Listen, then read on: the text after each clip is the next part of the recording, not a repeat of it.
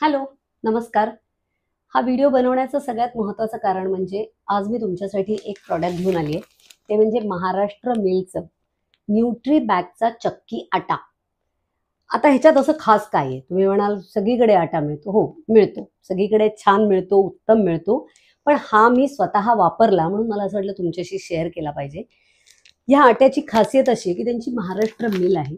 जिथे शेतकऱ्यांकडनं जो गहू येतो, तो पूर्णपणे त्या मिलमध्ये साफ केला जातो. म्हणजे त्याच्यात जर काही कीड असेल किंवा काय खडे असतील, त्याचा मुळात गहू निवडतानाही त्याचा आकार बघून व्यवस्थित तो गहू निवडला जातो. मग तो त्या मिलमध्ये साफ केला जातो आणि पारंपरिक दगडी जात्यावर तो दळला जातो. त्यामुळे आपल्याला अत्यंत अशा छान फुगणाऱ्या, मस्त मऊ लुसलुशीत पोळ्यांची कणिक आपल्याला इथून मिळते.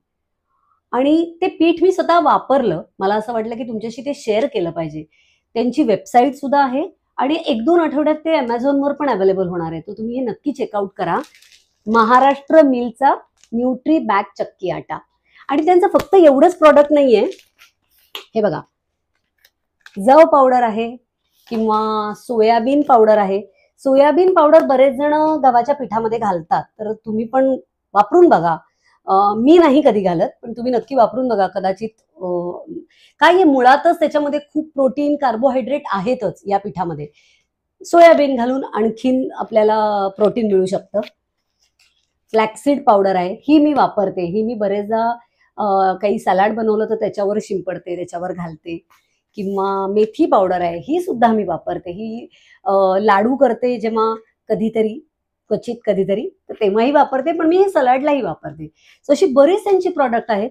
तुम्ही नक्की ती चेकआउट करा. Amazonवर तर तुम्हाला 2-3 आठवड्यांनी दिसतीलच. पण तोपर्यंत तुम्ही त्यांच्या वेबसाईटवर व्हिजिट करा आणि नक्की, नक्की हे पीठ मागवा.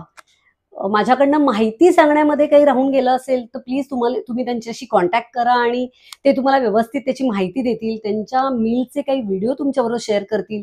कशा पद्धतीने त्यांच्या मिलमध्ये काम केलं जातं तेही तुम्हाला सांगितलं जाईल. तर येस, वापरून बघा आणि कळवा मला.